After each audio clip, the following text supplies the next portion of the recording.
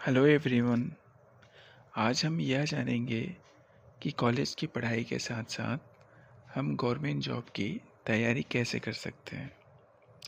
पर यह जानने से पहले मैं आप लोगों को एक कहानी सुनाना चाहूँगा। यह कहानी है एक रंगोली प्रतियोगिता की। उस प्रतियोगिता में 2 स्टूडेंट ने भाग लिया था, केवल 2 स्टूडेंट ने। इस प्रतियोगिता के विजेता को हर माह 50,000 मिलना था और जो सेकंड आता या जो हार जाता उसको कुछ भी नहीं मिलना था, कोई सांत्वना पुरस्कार नहीं मिलना था। तो ये 2 स्टूडेंट थे, उजाला और निर्मला। इस प्रतियोगिता का एक रूल था, इस गेम का एक रूल था। इस रूल के हिसाब से उजाला को रंगोली बनाने के लिए 5 मिनट दिया जाना था और निर्मला को रंगोली बनाने के लिए 30 मिनट दिया जाना था। दोनों को रंगोली बनाना सेम आता है। अब आप ही बताइए, उजाला को 5 मिनट दिया गया है और निर्मला को 30 मिनट दिया गया है, तो इन दोनों में कौन सबसे बेहतर रंगोली बनाएगा? मेरे हिसाब से इसका आंसर होना चाहिए निर्मला, क्योंकि दोनों को सेम रंगोली बनाना आता है। तो अगर निर्मला को ज़्यादा समय मिलेगा तो वो ज़्यादा बेहतर रंगोली बना सकती है, उसमें ज़्यादा अच्छे कलर डाल सकती है। हो सकता है उजाला 5 मिनट में अपनी रंगोली पूरी ही ना कर पाए। इस कहानी से हमें यह सीख मिलती है कि ज़्यादा समय होने के कारण निर्मला यह प्रतियोगिता जीत गई।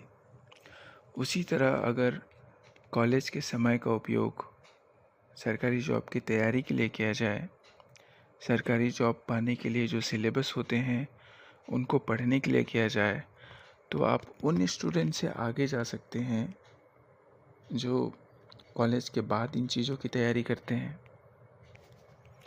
लेकिन अगर कॉलेज के टाइम में इन चीज़ों को नहीं किया और सोचे कि बाद में करेंगे, तो आपकी स्थिति भी ऐसी ही हो सकती है।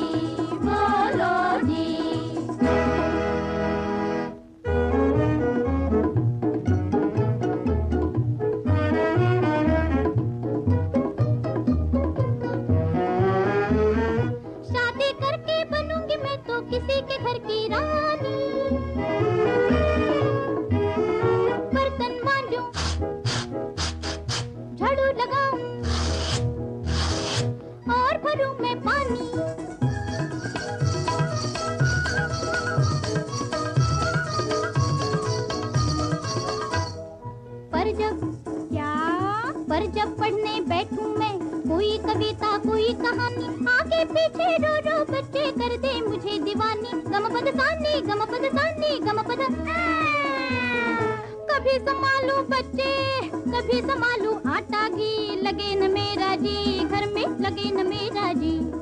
BA MA PhD BT BCom BSc degree लेकर बैठे हैं सब, करेंगे क्या अब सोचो जी बोलो जी।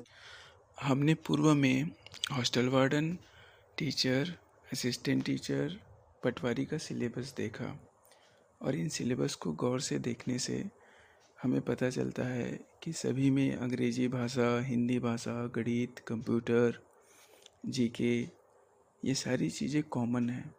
तो इससे पता चलता है कि हम कोई भी एग्ज़ाम दें, हमें इन चीज़ों को पढ़ना पड़ेगा। हमने पूर्व में कुछ क्वेश्चन भी देखे थे, हिंदी में क्या सवाल पूछते हैं, अंग्रेजी में क्या सवाल पूछते हैं।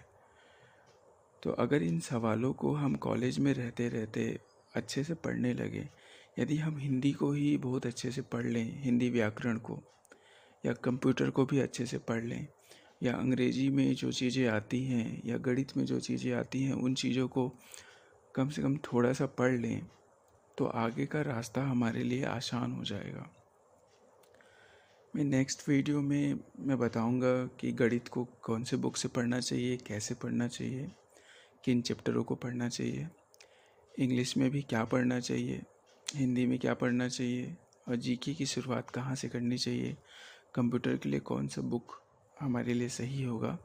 इन सारी चीज़ों को नेक्स्ट वीडियो में बताऊंगा। धन्यवाद।